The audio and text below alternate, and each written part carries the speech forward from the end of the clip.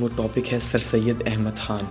تو سر سید احمد خان یا اسے علی گڑھ موومنٹ بھی کہا جاتا ہے. یہ جو ٹاپک ہے یہ بہت زیادہ امپورٹنٹ ہے پاکستان کی ہسٹری کے حوالے سے. اگر بات کی جائے تو یہ بہت زیادہ امپورٹنٹ ہے, کوئی بھی اسے نگلیکٹ نہیں کر سکتا. یا سر سید کی جو ڈیووشن تھی ان کو کوئی نگلیکٹ نہیں کر سکتا, یا ان کے جو ایفرٹس تھی پاکستان کے لیے, یا ٹو نیشنز تھیوری کے حوالے سے بات کی جائے تو کوئی بھی انہیں نگلیکٹ نہیں کر سکتا. تو اس کو ہم مختلف ٹاپکس میں بیان کریں گے. اس کا سب سے جو پہلا ٹاپک ہے وہ ہم لیں گے سر سید کے اوپر, جو بات کریں گے ہم کہ سر سید کی لائف کیسی گزری. تو جو اس کا سب سے پہلا ٹاپک ہے وہ ہے سر سید کے حوالے سے. تو سر سید کے بارے میں سب سے پہلے بتاتے چلیں کہ سر سید جو ہے وہ دہلی میں پیدا ہوئے 17 اکتوبر 1817 کو. دہلی کے اندر سر سید ایک اونچے گھرانے میں پیدا ہوئے. ان کی فیملی جو تھی وہ ایک سید خاندان تھا. اس کے علاوہ اگر کہا جائے تو انہوں نے جو بیسک ایجوکیشن کی بات کی جائے تو ان کی جو بیسک ایجوکیشن تھی وہ اپنے نانا کے ہاں سے حاصل کی. انہوں نے ہسٹری پڑھی, پرشین پڑھی, قرآن پڑھا. جو اس ٹائم کے یعنی کہ مروجہ علوم تھے وہ سارے کے سارے سر سید نے حاصل کیے. اور اس کے بعد جو ہے سر سید کی اگر سروسز کا بات کی جائے تو سر سید نے سب سے پہلے 1837 کے اندر جو ہے ایز اے جونیئر کلرک جو ہے وہ اپنے کیریئر کا آغاز کیا. اس کے بعد وہ ترقی کرتے گئے اور 1846 میں تقریباً وہ چیف جج بنے. تو اس طرح سے اس دوران انہوں نے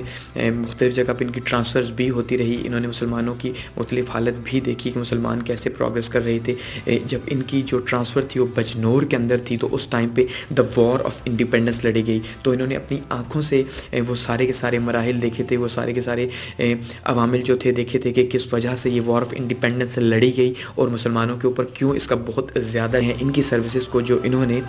مسلمانوں کے لیے ہندوستان کے اندر سر انجام دی. اس میں سب سے پہلی اگر بات کی جائے سر سید کی سروسز کی تو سر سید کی تعلیمی اصلاحات کی ہم بات کرتے ہیں. جو ان کی ایجوکیشنل ریفارمز تھی جو انہوں نے ایجوکیشن کے اندر لائیں تاکہ مسلمان دوبارہ سے جو ہے وہ اپنے پاؤں پہ کھڑے ہو سکیں اور مسلمان دوبارہ سے ہندوستان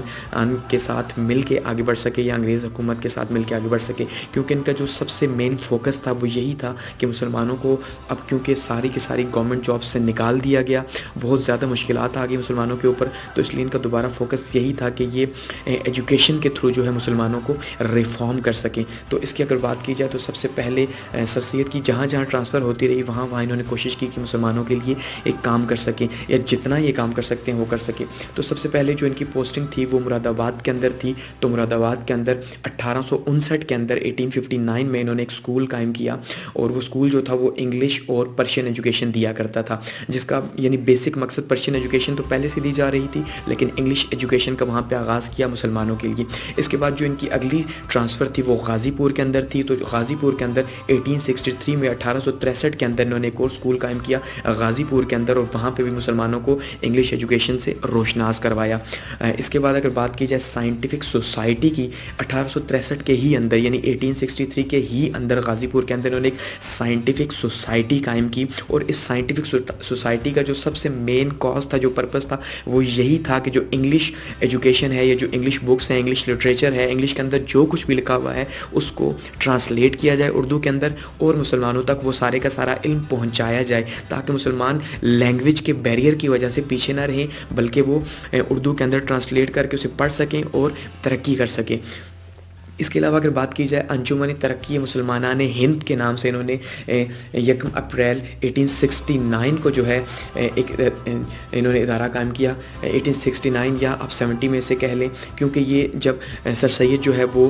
2 سال کے لیے اپنے بیٹے کے ساتھ انگلینڈ گئے تو وہاں پہ انہوں نے ان کی ایجوکیشن سسٹم کا جو ہے بہت ہی کینلی جو ہے آبزرو کیا اس ایجوکیشن سسٹم کو. وہاں پہ کیمبرج میں گئے, آکسفورڈ میں گئے, ان کا پیٹرن دیکھا, ان کی میتھڈالوجی دیکھی, ان کی ٹیچنگ سٹائلز دیکھے اور انہوں نے کوشش کی کہ واپس آ کے وہ ویسا ہی ٹیچنگ سٹائل یا ویسے ہی ٹیچرز یہاں پہ تیار کر سکیں, ویسا ہی ایجوکیشن سیٹ اپ یہاں پہ ہندوستان کے اندر تیار کر سکے تاکہ مسلمانوں کو زیادہ سے زیادہ فائدہ ہو. کیونکہ سر سید کا یہی ماننا تھا اگر مسلمانوں کو دوبارہ ان کے پاؤں کے اوپر کھڑا ہونا ہے تو اس کے لیے سب سے پہلا جو پوائنٹ ہے وہ ہے ایجوکیشن اور وہ بھی انگلش ایجوکیشن. کیونکہ اگر انگریزوں کے ساتھ مل کے چلنا ہے, دوبارہ سے اپنی پوزیشنز بحال کروانی ہے تو اس کے لیے انگلش ایجوکیشن بہت ضروری ہے. تو سر سید کی تمام جو میکسیمم کوششیں تھیں وہ انگلش ایجوکیشن کی طرف ہی رہیں. تو انہوں نے یہ انجمن ترقی مسلمانان ہند کے نام سے ایک سوسائٹی بھی قائم کی تاکہ مسلمانوں کو زیادہ سے زیادہ اس طرف انکریج کیا جا سکے. اس کے بعد بات کی جائے ان کی اگر اسکول کی, جو بعد میں کالج بھی بنا, Mohammedan Anglo Oriental High school.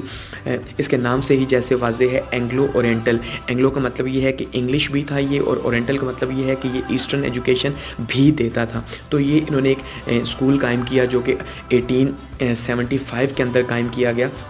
اور اس کا بھی مقصد یہی تھا کہ مشرقی اور مغربی علوم کو مکس کر کے مسلمانوں کو دیا جائے تاکہ وہ اپنے مذہب سے بھی جڑے رہیں اور جدید تعلیم کو بھی حاصل کریں تاکہ وہ آگے مقابلہ کر سکیں. تو یہی جو اسکول جنہوں نے اسٹارٹ کیا تھا محمڈن اینگلو اورینٹل اسکول جو تھا, یہی 2 سال بعد 1877 کے اندر جو ہے یہ کالج بنا, اور اس کے بعد کالج کے بعد جو ہے یہ 1920 میں ایک یونیورسٹی بن گیا, ایک بہت شاندار علی گڑھ یونیورسٹی یہ بنا جو آج بھی موجود ہے. تو کیونکہ اس حوالے سے اگر یہاں ٹاپک ڈسکس کرتا چلوں کہ لارڈ لیٹن جو تھا انہوں نے اس ٹائم پہ سر سید کا جو کالج تھا اس کا افتتاح کیا, اس لیے انہوں نے لوگوں کی باتوں کی پرواہ نہیں کی اور انہوں نے مسلسل کوشش کی کہ مسلمانوں کو ایجوکیشنل گراؤنڈ کے اندر مزید اسٹرانگ کیا جائے. اس کے بعد اگر بات کی جائے محمڈن ایجوکیشنل کانفرنس کی, تو 1888 کے اندر 27 دسمبر 1888 کو سر سید نے محمڈن ایجوکیشنل کانفرنس قائم کی, جس کا بنیادی مقصد یہی تھا کہ مختلف اکابر فکر جو ہیں, یا خاص کر جن مسلمان جو بڑے بڑے اس ٹائم پہ اسکالرس تھے, ان کو ایک پلیٹ فارم پہ جمع کیا جائے اور وہ مسلمانوں کو انکریج کر سکیں, ان کے لیے کچھ کر سکیں, جن کے اندر نواب محسن الملک, نواب وقار الملک, مولانا شبلی نعمانی, مولانا محمد حسین آزاد اور مولانا الطاف حسین حالی جیسے گریٹ مائنڈز شامل تھے. یہ تو بات تھی کچھ تعلیمی اصلاحات کی. اگر ہم دوسرے نمبر بات کریں تو وہ ہے سر سید کی یا تحریک علی گڑھ کی سیاسی اصلاحات کے حوالے سے, کہ سیاسی اصلاحات میں یا سیاست کے اندر یا پولیٹیکلی جو ہے وہ کیا ریفارمز کی گئیں ایسی کہ جس کا امپیکٹ جو ہے ہندوستانی مسلمانوں پہ پڑا. تو اس میں اگر بات کی جائے تو کیونکہ سر سید کا جو جتنا بھی فوکس تھا وہ سارے کا سارا مسلمانوں کے اوپر تھا, تو 1867 میں جب اردو ہندی تنازع پیدا ہوا بنارس سے, تو اس ٹائم پہ جو سر سید تھے انہوں نے شیکسپیئر سے کہا تھا, وہاں کے جو گورنر تھے ان سے کہا تھا کہ مجھے یہ لگتا ہے کہ مسلمان اور ہندو جو ہیں وہ ایک ساتھ نہیں رہ سکتے, کیونکہ یہ 2 الگ قومیں ہیں. تو اس ٹائم پہ یہ انہیں 2 نیشن تھیوری کا ماسٹر مائنڈ بھی کہا جاتا ہے کہ سر سید وہ پہلے شخص تھے جنہوں نے 2 نیشنز تھیوری دی تھی کہ بھئی مسلمان اور ہندو 2 بالکل الگ الگ قومیں ہیں, وہ بھی اس اردو ہندی تنازع کے بعد. تو اس کے بعد سے جب کانگریس 1885 کے اندر بنائی گئی, مسٹر اے او ہیوم نے جب کانگریس بنائی, تو اس ٹائم پہ سر سید نے یہ بات کہہ دی تھی کہ یہ جو کانگریس ہے کہا تو یہ جا رہا ہے کہ بھئی یہ ہندوستان کی ایک جماعت ہے جو کہ مسلمانوں کے لیے بھی ہے اور ہندوؤں کے لیے بھی ہے, مگر حقیقت یہی ہے کہ یہ صرف اور صرف ہندوؤں کے مفاد کے لیے کام کرے گی, جو کہ بعد میں سچ ثابت ہوا. تو اس کے اندر اگر بات کی جائے تو انہوں نے سیاسی یا پولیٹیکل ریفارمز کے اندر سب سے پہلے پوائنٹ میں انہوں نے جو ہے نا وہ مسلم اور برٹش کمپرومائز کی بات کی. انہوں نے مسلمانوں اور انگریزوں کو ایک ساتھ لانے کی کوشش کی تاکہ انگریزوں کے دل میں جو نفرت ہے مسلمانوں کے لیے اسے کم سے کم کیا جا سکے اور مسلمان گروتھ کر سکے. تو اس مقصد کے لیے انہوں نے اپنی بہت ساری کوششیں کی, کیونکہ وہ جانتے تھے کہ جب تک مسلمان جو ہے وہ انگریزوں کے ساتھ مفاہمت کی پالیسی نہیں اپنائیں گے, یہ ہندوستان میں دوبارہ اپنے پاؤں کے اوپر کھڑے نہیں ہو سکتے. اس کے علاوہ انہوں نے the causes of Indian revolt کے اوپر بھی ایک پمفلٹ بھی جاری کیا, جس کے اندر انہوں نے 1857 کی جو جنگ آزادی تھی, جو وار آف انڈیپینڈنس تھی, جسے کہ انگریزوں نے ریوالٹ کا نام دیا تھا, اس کے کازز لکھے, کچھ وجوہات لکھی تھی, اور جس میں انہوں نے بتانے کی کوشش کی تھی کہ اصل میں مسلمان اکیلے جو ہیں وہ اس کے ذمہ دار نہیں تھے. اس کے بعد انہوں نے رسالہ اسباب بغاوت ہند کے نام سے ایک رسالہ بھی لکھا, جس کے اندر دوبارہ سے انہوں نے 1875 کے جو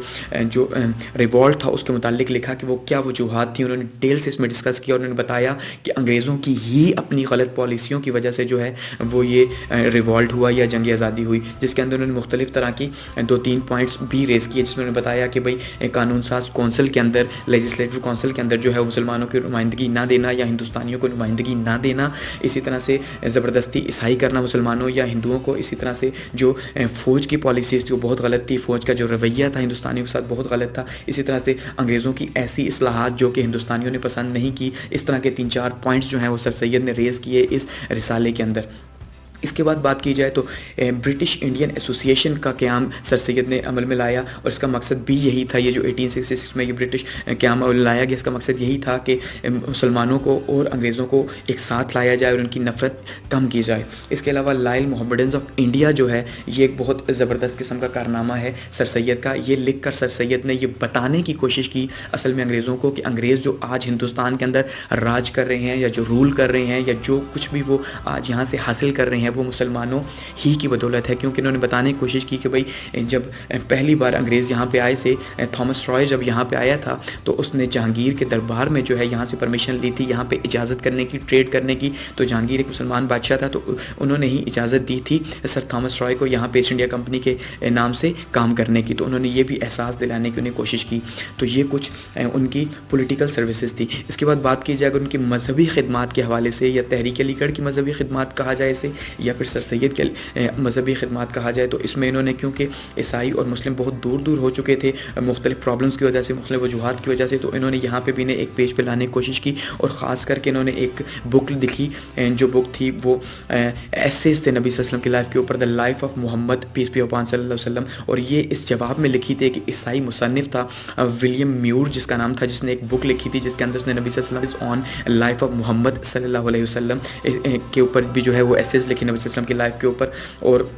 اس کے اندر بھی بہت زبردست قسم کی گفتگو کی انہوں نے. اس کے علاوہ اگر بات کی جائے تو انہوں نے طویل الکلام کے نام سے جو ہے نا بائبل کا ایک بہت ہی فلاسفیٹیکل جو ہے وہ ایکسپلینیشن دی، یا فلاسفی کے انداز میں جو ہے بائبل کا ایک ترجمہ کیا جس کے اندر انہوں نے مختلف دلائل دیے کہ اسلام اور عیسائیت میں کافی زیادہ مماثلت پائی جاتی ہے. اس کے علاوہ بات کی جائے اگر ان کی سماجی یا کلچرل خدمات کی تو اس حوالے سے اگر بات کی جائے تو اس میں سر سید نے جو ہے وہ تہذیب الاخلاق نام سے ایک رسالہ جاری کیا تھا 1870 کے اندر، جس کا بنیادی جو مقصد تھا یا بیسک ایم جو تھا وہ تھا مسلمانوں کی اصلاح کرنا. اور اس کے اندر انگلش مضمون جو ہے ترجمے کے ساتھ بھی ڈالے جاتے ہیں. اس کے علاوہ مسلمانوں کے اخلاق کے اوپر جو ہے اس میں بات کی جاتی تاکہ مسلمانوں کو جو ہے وہ دوبارہ سے ان کے پاؤں پہ کھڑا کیا جا سکے. اور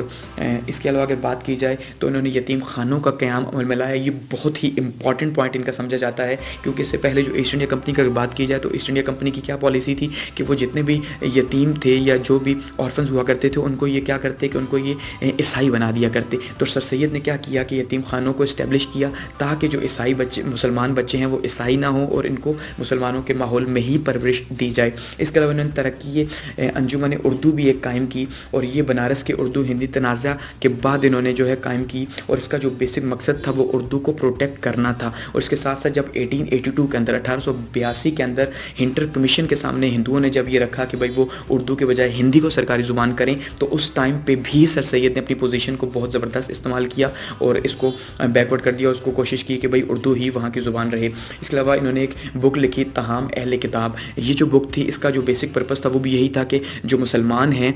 وہ عیسائیوں کے ساتھ کھا پی سکتے ہیں. اور اس کا مقصد یہی تھا کہ عیسائیوں اور مسلمانوں کے بیچ جو مسلط پیدا کی جائے اور مسلمانوں اور عیسائیوں کو ایک پیج پہ لایا جائے تاکہ مسلمان دوبارہ سے گرو کر سکیں. تو یہ تو 3 سے 4 امپورٹنٹ پوائنٹس تھے جو سر سید کی سروسز کے حوالے سے تھے جو کہ بہت ہی زیادہ امپورٹنٹ ہیں جنہیں بالکل نگلیکٹ نہیں کیا